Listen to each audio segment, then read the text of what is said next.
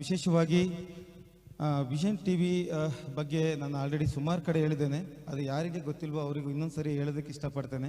ಯಾಕೆಂದರೆ ದೇವ್ರು ಕೊಟ್ಟ ದರ್ಶನನ ನಾನು ಎಷ್ಟು ಸಾರಿ ಹೇಳಿದ್ರು ಸಹ ಅದು ನನಗೆ ಸಾಕಾಗುವುದಿಲ್ಲ. ಆ ರೀತಿಯಾಗಿ ದೇವರು ನನಗೆ ಕೊಟ್ಟಿದ್ದಾರೆ. 2019 ಲಾಕ್ಡೌನ್ ಆಯಿತು. ಲಾಕ್ಡೌನ್ ಪ್ರಾರಂಭ ಅಂದರೆ ಮಾಡಬೇಕು. ಆ ಸಮಯದಲ್ಲಿ ದೇವರೊಂದು ವಿಷನನ್ನು ಕೊಟ್ಟರು. ಆ ವಿಷನ್ ಏನಂತ ಹೇಳಿದ್ರೆ, ಎಲ್ಲ ಬೆಟ್ಟಗಳು ಭೂಮಿಯಿಂದ ಆಕಾಶಕ್ಕೆ ಹೋಗುವುದನ್ನು ನಾವು ನೋಡಿದ್ದೇವೆ. ಆದರೆ ಒಂದು ಬೆಟ್ಟ ಪಾಸ್ಟರ್, ಅದು ಆಕಾಶದಿಂದ ಭೂಮಿಗೆ ಬರೋದನ್ನು ನೋಡಿದೆ. ಅದು ಕಪ್ಪನೇ ಬೆಟ್ಟ. ಅದು ಎಷ್ಟು ದೊಡ್ಡದಾಗಿತ್ತು ಅಂದರೆ ಅದು ಹೇಳೋಕ್ಕಾಗಲಿಲ್ಲ. ಆಮೇಲೆ ಅದರ ತುದಿಲೇನೆಂದರೆ ಇದು ಬೆಟ್ಟ ಭೂಮಿಗೆ ಹೋಗ್ತಾ ಇದೆ. ಯೇಸು ಸ್ವಾಮಿ ಏನು ಮಾಡಿದ್ರು, ಆ ಬೆಟ್ಟದ ತುದಿಲಿ ಬಂದು ನಿಂತ್ಕೊಂಡ್ರು. ಆತನಿಂದ ಅನೇಕ ದೂತರ ನಿಂತಿರೋದನ್ನು ನಾನು ನೋಡಿದೆ. ಆವಾಗ ಒಂದು ಶಿಲ್ಬೆ ಮಹಿಮೆಯಿಂದ ತುಂಬಿತ್ತು. ಅದು ಕಟ್ಗೆದಲ್ಲ, ದಯಮಾಡಿ ತಪ್ಪು ತಿಳಿಬೇಡಿ, ಬಂಗಾರದಲ್ಲ, ಅದು ವೈಟ್ ಮಹಿಮೆಯಿಂದ ಅದು ಈ ರೀತಿಯಾಗಿ ಬಂದು ಈ ರೀತಿಯಾಗಿ ನಿಂತ್ಕೊಂಡಿದ್ದ ತಕ್ಷಣ ಜೀಸಸ್ ಏನು ಮಾಡಿದ್ರು, ಅದನ್ನು ಈಗ ಹಿಡ್ಕೊಂಡು ಕ್ಷಣ ಮಾತ್ರದಲ್ಲಿ ನಾನು ಆ ವಿಷನಲ್ಲಿ ನೋಡ್ತಾ ಇದ್ದೀನಿ. ಜೀಸಸ್ ಅಂತ ಕೂಗ್ತಾ ಇದ್ದೆ. ನಮ್ಮ ವೈಫ್ ಪಕ್ಕದಲ್ಲಿದ್ದರು, ನಮ್ಮ ವೈಫ್ ಇಲ್ಲೇ ಇದ್ದಾರೆ, ಅವರು ಸಹ ವಾವ್ ಅಂತ ಕೂಗ್ತಾ ಇದ್ರು. ಆ ಸಮಯದಲ್ಲಿ ತಟ್ಟನೆ ವಿತಿನ್ ಸೆಕೆಂಡಿಗೆ ಎಷ್ಟೋ ಮೈಲಿ ದೂರ ಇರುವಂಥ ಯೇಸು ಸ್ವಾಮಿ, ನಾವು ಬೈಬಲಲ್ಲಿ ಓದಿದ್ದೆ ನಾನು ಅವಾಗ. ಬೈಬಲಲ್ಲಿ ನಾವೇನೋ ಕಣ್ಣು ರೆಪ್ಪೆ ಮಿಸ್ಕೋದ್ರಲ್ಲಿ ನಾವು ಪರಲೋಕಕ್ಕೆ ಹೋಗ್ತೀವಿ ಅಂತ ಅಲ್ವಾ. ಅಷ್ಟು ಬೇಗ ತಟ್ಟಂತ ಬಂದು ನನ್ನ ಪಕ್ಕ ನಿಂತ್ಕೊಂಡ್ರು, ಈ ಜಾಗದಲ್ಲಿ ನಿಂತ್ಕೊಂಡ್ರು. ನಾನು ಹೇಳಿದೆ, ಸ್ವಾಮಿ ಹಿಂದೆ ನಿಲ್ಬೇಡಿ, ಮುಂದೆ ಬನ್ನಿ, ನೀವು ನಡೆಸಿ ನಮ್ಮನ್ನ ಅಂತೇಳಿ ನಾನು ಕರಿತಾ ಇದ್ದೆ. ಆಗ ದೇವ್ರ ಹತ್ರ ಕೇಳಿದೆ, ದೇವ್ರೆ ಯಾಕೆ ಈ ವಿಷನನ್ನು ತೋರಿಸಿದ್ರಿ? ಈ ವಿಷನ್ ಏನು? ನಾನು ಏನು ಮಾಡಬೇಕು ವಿಷನ್ ತೆಗೆದುಕೊಂಡು? ಅನೇಕ ದಿನ ಅದನ್ನು ನಾನು ಮೆಡಿಟೇಷನ್ ಮಾಡುವಾಗ ದೇವರು ಆ ಒಂದು ವಿಷನ್ ಬಗ್ಗೆ ನನಗೆ ಎಕ್ಸ್ಪ್ಲೇನ್ ಮಾಡಿದರು. ಏನಂದರೆ, ಆ ಶಿಲ್ಬೆ ಬಂದು ಸುವಾರ್ತೆ. ಆ ಸುವಾರ್ತೆನ ತೆಗೆದುಕೊಂಡು ಕರ್ನಾಟಕಕ್ಕೆ ಹೋಗುವಂಥ ದೇವರು ಹೇಳಿದರು. ಪ್ರಿಯರೇ, ಆ ಒಂದು ವಿಷನನ್ನು ನಾನು ಒತ್ಕೊಂಡಾಗ ಅದು ನನ್ನ ಲೈಫಲ್ಲಿ ಮರೆಯೋಕ್ಕೆ ಆಗದಿರೋಂಥ ಒಂದು ವಿಷನ್ ಆಗಿತ್ತು. ಅದು ದೇವರು ನನ್ನ ನಂಬಿ ಕೊಟ್ಟಂಥ ಕೆಲಸವಾಗಿತ್ತು. ಆಗ ನಾನು ಅಂದ್ಕೊಂಡೆ, ದೇವರೇ ನನ್ನ ನಂಬಿದ್ದೀರಿ, ಕರ್ನಾಟಕದಲ್ಲಿ ನಾನು ಏನೋ ಮಾಡಬೇಕು, ಅದಕ್ಕೋಸ್ಕರ ನನ್ನನ್ನು ನೀವು ಈ ಒಂದು ವಿಷನಲ್ಲಿ ತೋರಿಸಿದ್ದೀರಿ ಅಂತ ಅಂದ್ಕೊಂಡೆ. ಆಗ ದೇವರು ಹೇಳಿದರು, ಆ ವಿಷನ ಅರ್ಥವನ್ನು ನನಗೆ ತಿಳಿಸಿದಾಗ ಎರಡು ರೀತಿಯಾಗಿ ಹೇಳಿದರು. ಸುವಾರ್ತೆನ ಎತ್ಕೊಂಡು ಕರ್ನಾಟಕಕ್ಕೆ ಹೋಗು ಎಂಬುದಾಗಿ ದೇವರು ಹೇಳಿದರು. ಆಗ ನಾನು ಅದೇ ಮೆಡಿಟೇಷನ್ ಮಾಡ್ತಿದ್ದೆ, ಹೇಗೆ ನಾನು ಹೋಗೋದು? ನಾನೊಬ್ಬ ಬಿಸ್ನೆಸ್ ಮ್ಯಾನ್. ನಮ್ಮ ನವೀನ್ ಜೋಸೆಫ್ ಚೆನ್ನಾಗಿ ಗೊತ್ತು, ನಮಗೆ 5 ಮಿನಿಟ್ಸ್ ಟೈಮ್ ಇರೋದಿಲ್ಲ. ಇವತ್ತು ನಾವು ರಜೆ ಮಾಡಿ ಬಂದಿದ್ದೀವಿ, ನಮಗೆ 100 ಕಾಲ್ಸ್ ಇದೆ, ನಮ್ಮ ಕಾಲು ರಿಸೀವ್ ಮಾಡೋಕ್ಕಾಗ್ತಾ ಇಲ್ಲ, ಅಷ್ಟು ನಾವು ಟೆನ್ಷನಲ್ಲಿ ಇರ್ತೀವಿ ಬಿಸ್ನೆಸ್ಸಲ್ಲಿ.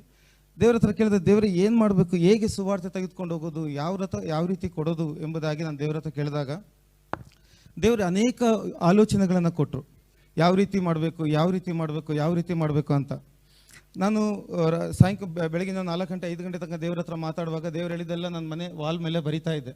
ಏನೇನು ಮಾಡಬೇಕು, ಯಾವ ರೀತಿ ಮಾಡಬೇಕು ಎಲ್ಲ ಬರಿತಾ ಇದೆ.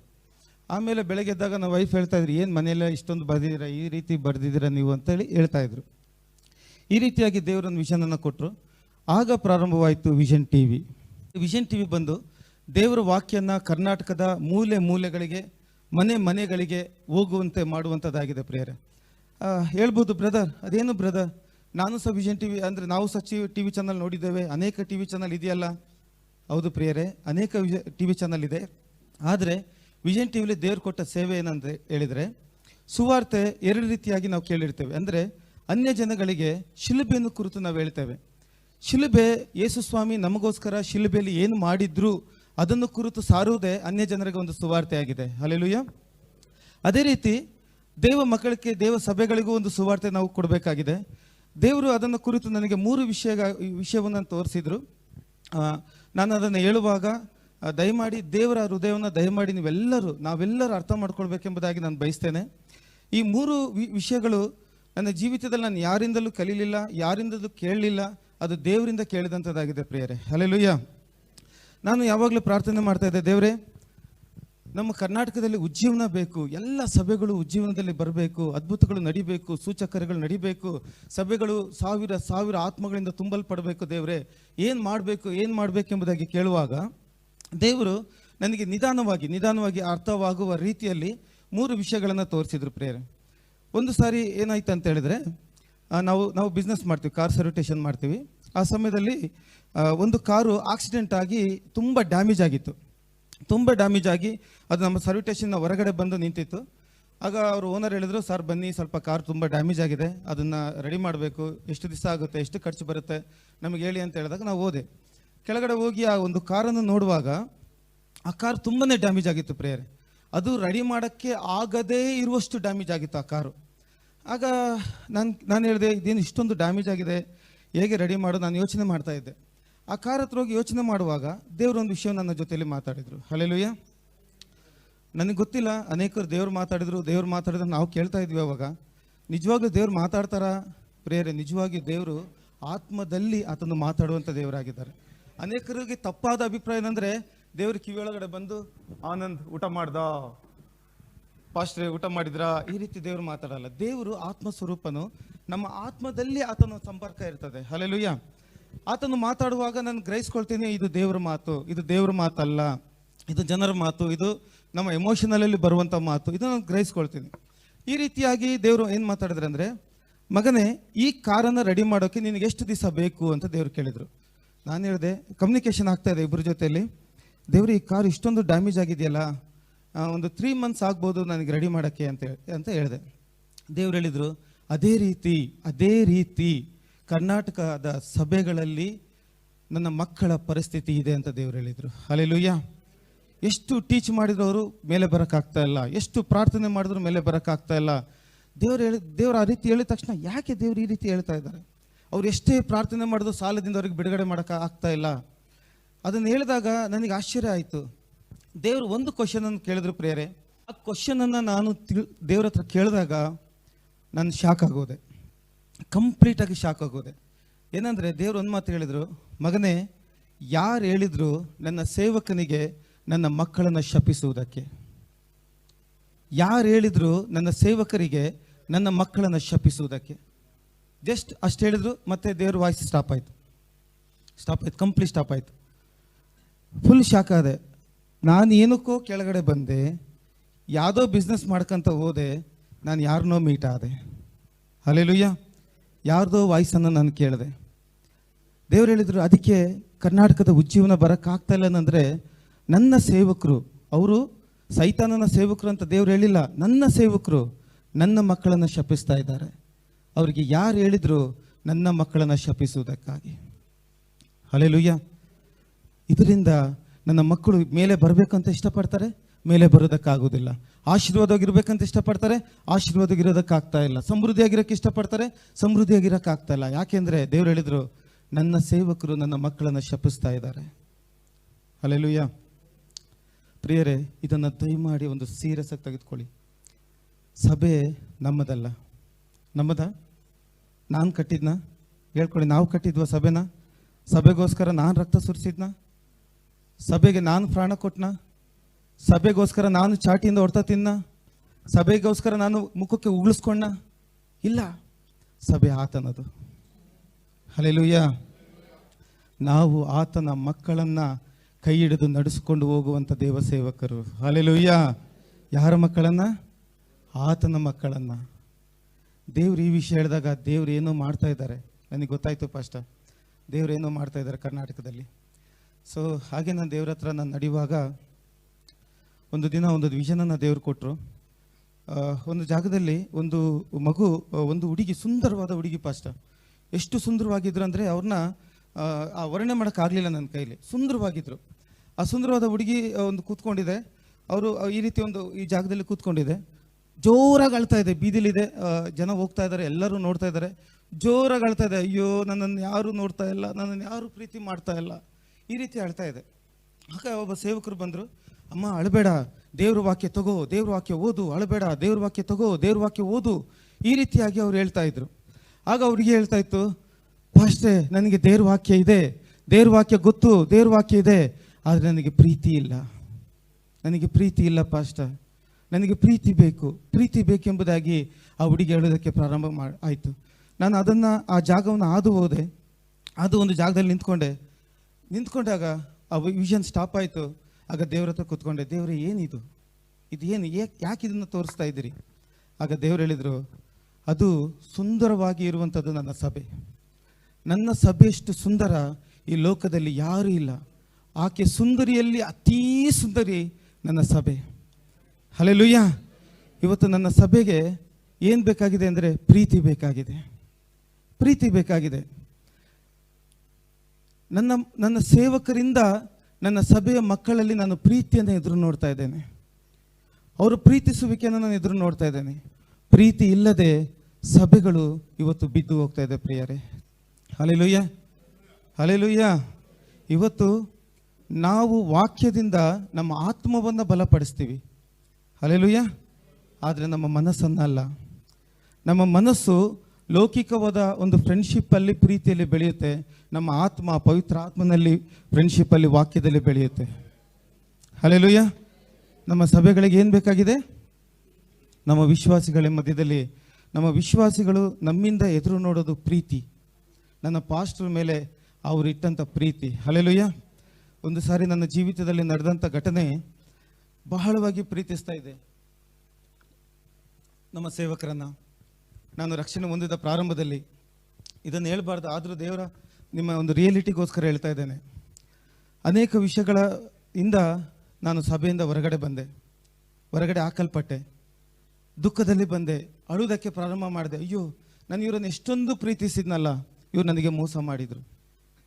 ಎಷ್ಟೊಂದು ಪ್ರೀತಿಸಿದ್ನಲ್ಲ, ನನ್ನ ಬಗ್ಗೆ ತಪ್ಪಾಗಿ ತಿಳ್ಕೊಂಡ್ರು. ಅಂದರೆ ದೇವರು ಏನು ಎದುರು ನೋಡ್ತಾ ಇದ್ದಾರೆ ಅಂತ ಹೇಳಿದ್ರೆ, ಸಭೆಯಿಂದ ವಿಶ್ವಾಸಿಗಳನ್ನು ಪ್ರೀತಿಸುವುದನ್ನು ಎದುರು ನೋಡ್ತಾ ಇದ್ದಾರೆ. ಹಲ್ಲೆಲೂಯಾ. ನಂಬರ್ 1, ಸಭೆ ಶಪಿಸುವ ಅಧಿಕಾರ ದೇವರು ನಮಗಿಲ್ಲ. ಎರಡನೇದಾಗಿ, ನಮಗೆ ದೇವರು ಕೊಟ್ಟಂಥ ಅಧಿಕಾರ ಸಭೆಯನ್ನು ಪ್ರೀತಿಸುವುದು. ಸಭೆಯನ್ನು ಪ್ರೀತಿಸುವುದು, ಸಭೆಯನ್ನು ಶಪಿಸುವ ಅಧಿಕಾರ ನಮಗಿಲ್ಲ ಪ್ರಿಯರೇ. ಯಾಕೆಂದರೆ ಸಭೆಯು ಆತನದು, ಆತನ ಮಕ್ಕಳಿಗೆ ನಮ್ಮನ್ನು ಸೇವಕರಾಗಿ ಇಟ್ಟಿದ್ದಾರಲ್ಲ, ನಾವು ಗ್ರೇಟ್. ನಾವು ಗ್ರೇಟ್. ಹೇಳ್ಕೊಳ್ಳಿ, ನಮಗೆ ನಾವು ಹೇಳ್ಕೊಳ್ಳಿ ನೋಡೋಣ. ಆನಂದ್, ನೀನು ಗ್ರೇಟ್. ಯಾಕೆಂದರೆ ನಮ್ಮನ್ನು ನಾನು ಹೇಳ್ತೀನಿ, ನಿಮ್ಗೆ ರಿಯಾಲಿಟಿ ಕೊಡ್ತೀನಿ. ನಾನೊಂದು ಕಂಪ್ನಿ ಓನರು. ನನ್ನ ಕಂಪ್ನಿಯಲ್ಲಿ ಒಂದು 25-30 ಜನ ಕೆಲಸ ಮಾಡ್ತಾರೆ. ಹೊರಗಡೆ ಅದೇ ಥರ ಕೆಲಸ ಮಾಡೋರು ತುಂಬ ಜನ ಇದ್ದಾರೆ. ಬಟ್ ನನ್ನ ಕಂಪ್ನಿಯಲ್ಲಿ ಕೆಲಸ ಮಾಡೋರು ಅವ್ರು ಗ್ರೇಟ್. ಹಲ್ಲೆಲೂಯಾ. ಅಂದರೆ ನಾನು ಅವರನ್ನು ಆರಿಸ್ಕೊಂಡಿದ್ದೀನಿ ನನ್ನ ಸರ್ವಿಟೇಷನ್, ನನ್ನ ಬಿಸ್ನೆಸ್ಸನ್ನು ಕಟ್ಟುವುದಕ್ಕಾಗಿ. ಹಲ್ಲೆಲೂಯಾ. ಇವತ್ತು ನನ್ನ ತಂದೆ, ನಿಮ್ಮ ತಂದೆ ನಮ್ಮೆಲ್ಲರನ್ನು ಆರಿಸ್ಕೊಂಡಿದ್ದಾರೆ ಆತನ ರಾಜ್ಯ ಕಟ್ಟುವುದಕ್ಕಾಗಿ. ಹಲ್ಲೆಲೂಯಾ. ಹೇಳಿ, ನಾವೆಷ್ಟು ಗ್ರೇಟ್. ಹೇಳ್ರಪ್ಪ, ಹಿಂಗೆ ನಿಮ್ಗೆ ಕಾಲರ್ ಇದೆಯಾ? ಅವಾಗೆಲ್ಲ ಪಿಕ್ಚರ್ ನೋಡಿದ್ರಲ್ಲ, ಇವಾಗ ನೋಡಲ್ಲ ಅನ್ಸುತ್ತೆ.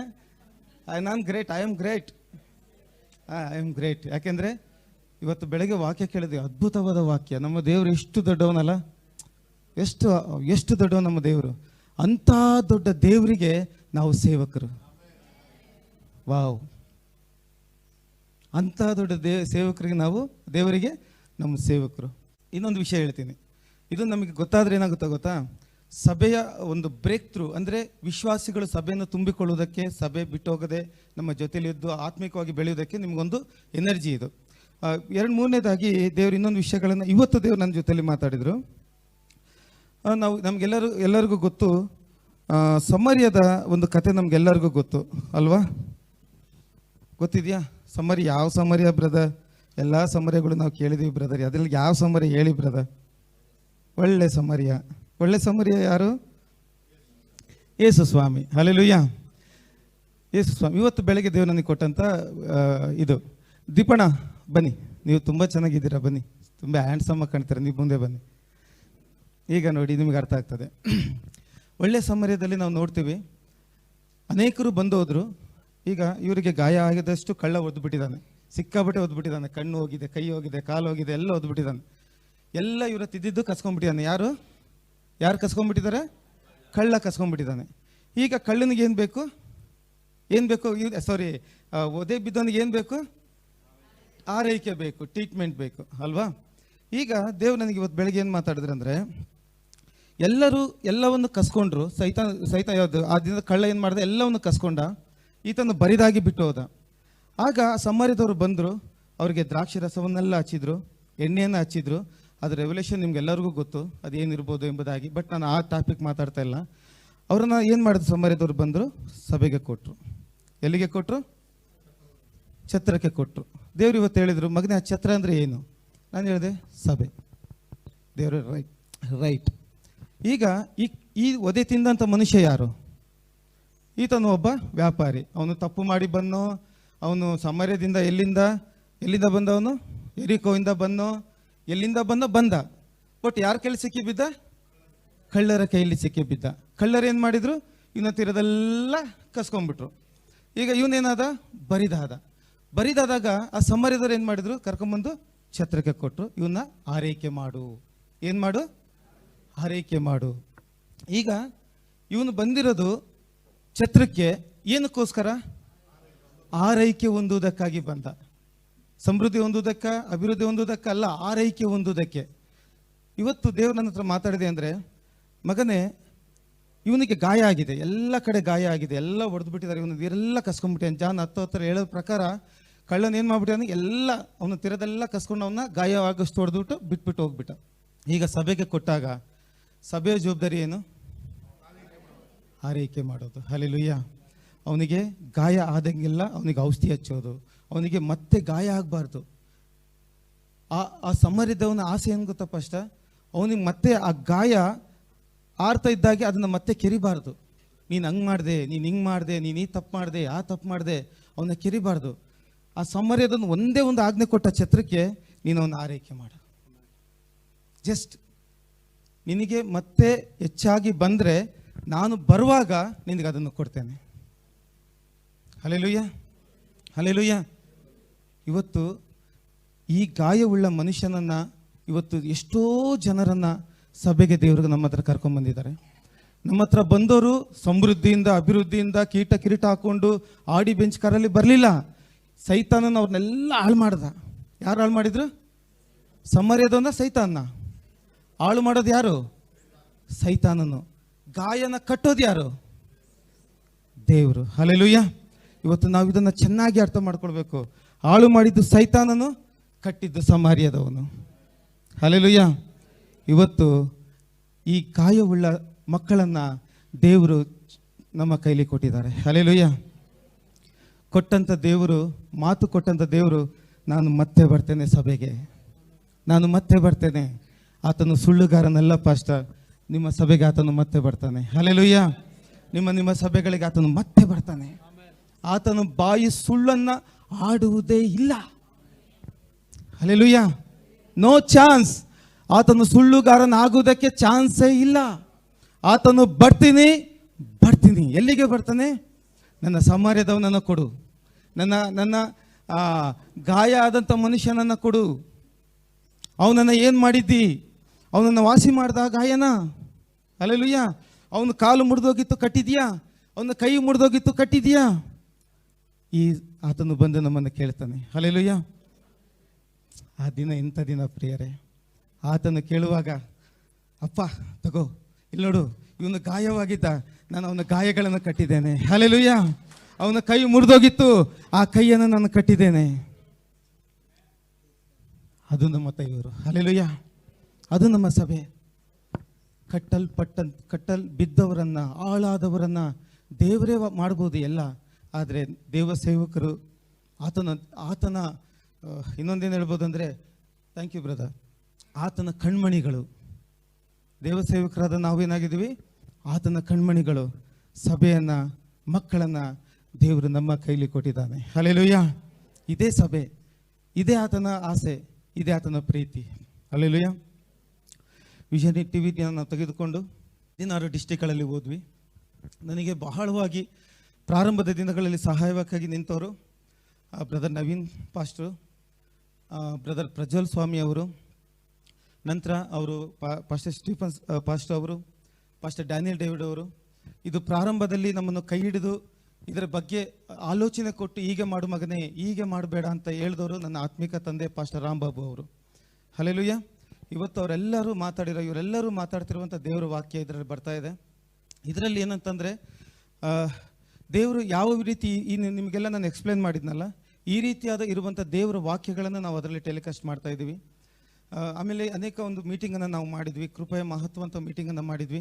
ಅನೇಕರಿಗೆ ತಪ್ಪಾದ ಅಭಿಪ್ರಾಯ ಇದೆ, ಕೃಪೆ ಬಗ್ಗೆ ತಪ್ಪಾದ ಥಿಂಕ್ ಇದೆ. ಅಂದರೆ ಅವರಿಗೆ ತಪ್ಪಾಗಿ ಯಾರೋ ಟೀಚ್ ಮಾಡಿಬಿಟ್ಟಿದ್ದಾರೆ, ಟೀಚರ್ದು ತಪ್ಪಿದೆ ಅಲ್ಲಿ. ಹಲ್ಲೆಲೂಯಾ. ಯಾರೋ ತಪ್ಪಾಗಿ ಹೇಳಿದ್ದಾರೆ, ಮತ್ತು ಯಾವುದೋ ತಪ್ಪಾಗಿ ತಗೊಂಡಿದ್ದಾರೆ, ಮತ್ತು ಯಾವುದೋ ಒಂದು ಸೆಂಟೆನ್ಸನ್ನು ತಗೊಂಡಿದ್ದರಿಂದ ಅವ್ರಿಗೆ ತಪ್ಪಾದ ಆಲೋಚನೆಗಳು ಬಂದು ಅನೇಕರು ತಪ್ಪಾಗಿ ತಿಳ್ಕೊಂಡಿದ್ರು. ಆಗ ಕೃಪೆ ಬಗ್ಗೆ ವಿವರಿಸಿ ಹೇಳಿದಾಗ ಅವ್ರಿಗೆ ಮೈಂಡ್ ಬ್ಲಾಸ್ಟ್ ಆಯಿತು. ಹೌದಾ, ಈ ರೀತಿಯಾಗಿದೆಯಾ, ಈ ರೀತಿಯಾಗಿದೆಯಾ, ವಾಕ್ಯ ಈ ರೀತಿಯಾಗಿದೆಯಾ. ಆಗ ಅವರೆಲ್ಲರೂ ಈಗ ಏನಾಗ್ತಾ ಇದ್ದಾರೆ ಅಂದರೆ, ಎವ್ರಿ ಸಾಟರ್ಡೆ ನಮ್ಮ ಒಂದು ಝೂಮ್ ಮೀಟಿಂಗ್ ನಡೀತಾ ಇದೆ. ಅದರಲ್ಲಿ ಎಲ್ಲರೂ ಜಾಯ್ನ್ ಆಗ್ತಾ ಇದ್ದಾರೆ. ದಯಮಾಡಿ ನಾವು ನಿಮ್ಮ ನಂಬರ್ಗಳು ಕೊಟ್ಟರೆ ನಿಮ್ಗೆ ಲಿಂಕನ್ನು ಕೊಡ್ತೀವಿ. ಕೃಪೆಯ ಮಹತ್ವ ಅದು ಕೂಟದ ಕುರಿತು ನಾವು ನಿಮ್ಮ ಜೊತೆಯಲ್ಲಿ ಹಂಚ್ಕೊಳ್ತೀವಿ. ಅಂದರೆ ಈ ಒಂದು ಮಾತಲ್ಲಿ ನಾನು ಕೃಪೆ ಬಗ್ಗೆ ಹೇಳ್ತೀನಿ. ರೋಮಪುರದ ಪತ್ರಿಕೆ 11ನೇ ಅಧ್ಯಾಯ 3ನೇ ವಚನ. ಹಾಂ ಹಾಂ ಹ್ಞೂ ಹ್ಞೂ ಹ್ಞೂ